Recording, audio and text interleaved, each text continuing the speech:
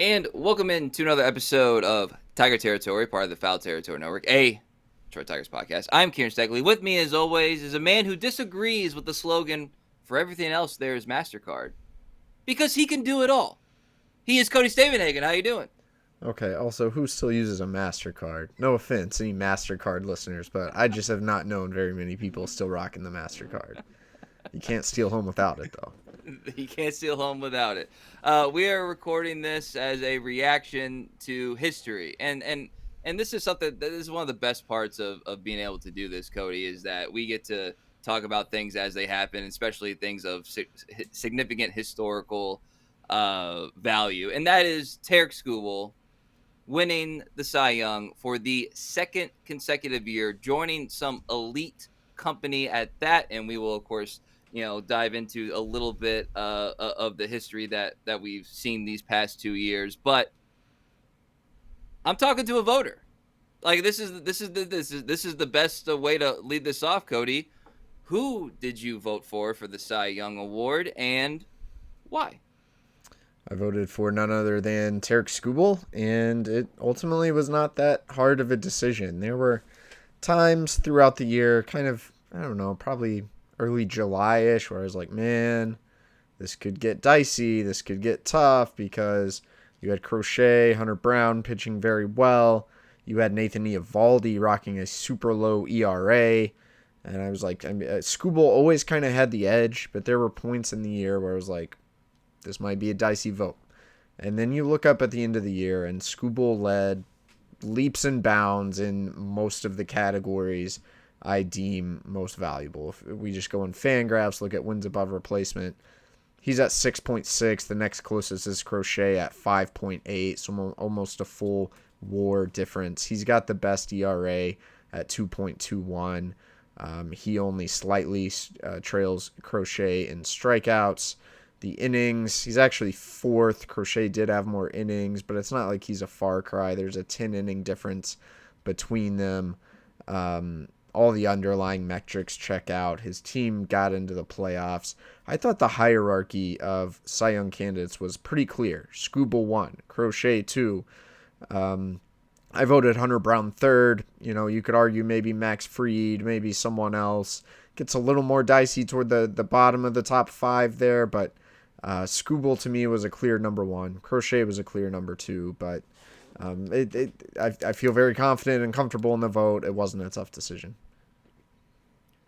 Yeah, and this was one that I felt good about the entire season, and the worthy candidates that you just discussed there is obviously worth mentioning too. So I don't want to dismiss like the seasons that they had, but Schoolable felt like an A1 from Jump Street and all the way through. And I know playoffs aren't part of the voting. I understand all that, but it does feel right when a guy goes out there and shoves in the playoffs, and then a month later he gets announced the award winner. So it's just symmetrically it lines up for me. And just to kind of compare the two seasons, Cody, I'll just rattle off some numbers. He was a higher WAR in 25 than 24.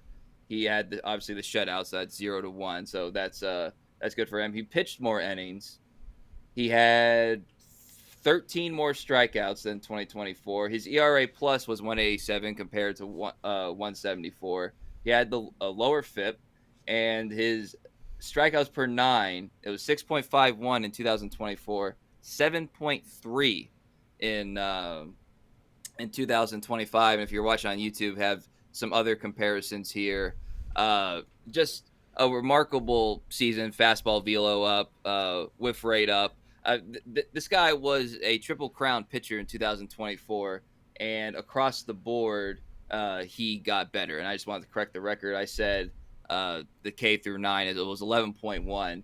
His strikeout to base on ball ratio was 7.3. So I just wanted to correct the record on that. So he struck out more at a rate than he walked. And of course, he was an all-star. Of course, he was the all-star starter.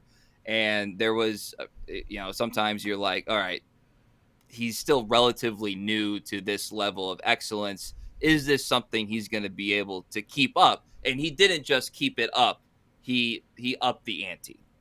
Yeah, And for that, like it's a simple decision in my book.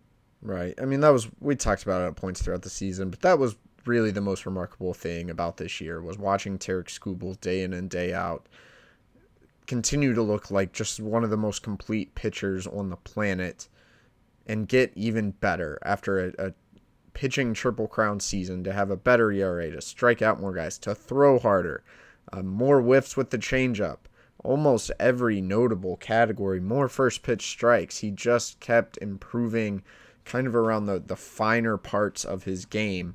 And those of us who watch it, whether in person, on TV, he commands the game. He has the presence you want on the mound. He is in control when he steps on there. That's something, kind of that intangible quality that you're looking for in an ace. Skubal has it as much as anyone in today's game. We're going to be talking about his future all off season, but I think he has all the makings that if he stays healthy, he's going to continue to be in these conversations year in and year out because he has premium stuff. He has premium command. He's proven he can be durable. It's hard to see anything outside of injury slowing down Tarik Skubal in the next several years. So I'm a big guy about visiting the baseball savant page and the percentile rankings. I'm fascinated by them. I love looking at them. Admittedly, I never really went to Skubal's page because it's like, what is it? I know it's all top notch. So like, I I don't remember the last time I went to his page. But I'm just gonna kind of read off some of this stuff because it is kind of funny. Just it shows you how elite the percentile rankings. It's like all red. It's like all red, dude. Pitching run value, 100 percentile. Fastball run value, 98 percentile. Breaking run value, 80 percentile. That's low by his standard. Off speed run value, 100 percentile. Expected ERA, 95 percentile. Expected batting average, 86 percentile. Fastball velo, 91. Average exit velocity, 97. Chase percentage, 97. Whiff, 92. K percentage, 94. Base on ball percentage, 97. Hard hit percentage, 95. Yeah, you got it. And you guys can see this on YouTube. It is video game stuff. Actually, if you tried to do like the My Player mode Road to the Show, you know how long it would take you to get these accolades, dude? It'd be tough to do every single one of those, yeah. Like you talk about complete pitcher, you talk about complete command. I went back and looked. He threw his changeup 31% of the time. If you look at the fun graphs, like it was the first time in a couple years that he hadn't thrown the fastball the majority of the time. So he was actually I don't want to say a different pitcher, but after having the year he had last year, he still evolved his game. He still adjusted, and as the league adjusted to him, and he was still better than everybody else. And I think this is the way I look at Tarik Skubal. Like if I were to just kind of describe what's it like to watch him, I would say, look, if you're not at the game, you're running errands, you're cooking, you're doing other stuff while you have the game on. There are certain points that you just can't be in front of the TV. You got stuff to do. You got kids. You got this, that, the other thing. Skubal is one of the rare starting pitchers that it's actually a more enjoyable and important experience to watch him than what it would be the possibility to see your team score runs. I think that's how I kind of look at like the Tarik Skubal experience. You don't want to miss a single pitch because at any point he could dazzle you with the changeup. You could top 100. You could see the emotional aspect of it at the end of the inning. You don't want to, even times that he fails, like he gives up a home run, you're like, he's coming in with gas, and this is almost a guaranteed strikeout right here because he's so competitive. He's already dialed in, but you scratch a run off him, he's going to be even more dialed in. So that's the Tarik Skubal experience to me, and I think that's something that everybody can relate to. You just can't take your eyes off him when he's on the mound. It's truly special to watch. How many And we're times gonna how many times have we done this year? I got nothing else to say. You got it all. yeah. Nothing left to say about Tarik Skubal. Really good pitcher, man. Very deserving of this award. And then the history of it, the first back-to-back AL winner since Pedro Martinez in 1999 and 2000. A reminder that it's not easy to do, even if you are one of the very best in the game. And there's a couple other historical novelties to this win that we're going to get to. But first, a word from our sponsors. This episode of FT is brought to you by Square. Your favorite neighborhood spots run on Square. Give me an example in Pennsylvania, Kratz. Right down the street from my house, the Tap House. Not only is it an awesome place to hang out, get your beers, get your drinks, whatever it is, but you know what? The company has the simplicity of Square, and they give back to the community with 10% of all the proceeds that they bring in going back to community projects. I love it. Sports and sports bars are so good at bringing together local communities, and you can actually take this ad as an excuse to go support your local spot and have yourself a day or a weekend in the neighborhood. Square is a proud partner of more than 4 million neighborhood businesses around the world. These businesses are what make the neighborhood the neighborhood. So visit square.com/go/foul to learn more. But before you do, go support your favorite neighborhood spot. You'll be happy you did. Square. See you in the neighborhood. Again, that's square.com/go/foul to learn more.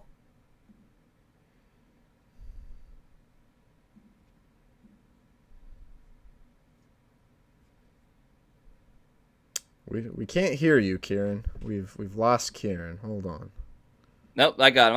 I'm back. He's I'm back. All right, So, there we yeah, go. sorry about that. So I had my mic muted during the commercial because the dog was barking. So now I'm back, and hopefully the dog will stop barking. The list of guys that have won the Cy Young back-to-back is a who's who of some of the, obviously, the best pitchers in the history of baseball. So you mentioned Pedro Martinez. Among the list, and these are both leagues, obviously, you have Jacob deGrom, Max Scherzer, ever heard of him? Clayton Kershaw, ever heard of him? Tim Lincecum, Randy Johnson, Roger Clemens. By the way, Randy Johnson won 4 in a row. Can we just take a pause for a second and just think how ridiculous that is? And yeah, so it's a who's who of some of the best pitchers in baseball. And then there's another novelty of this. Oh, by the way, Denny McLain as well. So Tigers connection there, won it back-to-back years. There's also a novelty to this, Cody, and that is that Tarik Skubal had 13 wins this year. Only 13 wins. I know you're a big wins guy, Cody, so I wanted to bring that to your attention.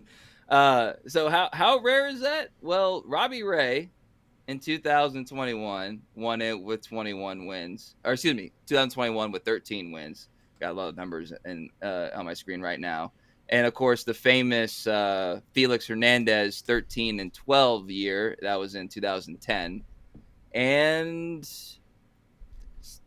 you got a strike shortened season are in there as well, COVID season. Other than that, 14, 15 is kind of the threshold. Skubal did have 18 wins in 2024. So kudos to everybody for realizing that 13 wins is not a disqualifier when Tarik Skubal is shoving like he did and still got the still got the Cy Young award. I'm sure he did not receive some votes because of that, but it wasn't enough to overcome.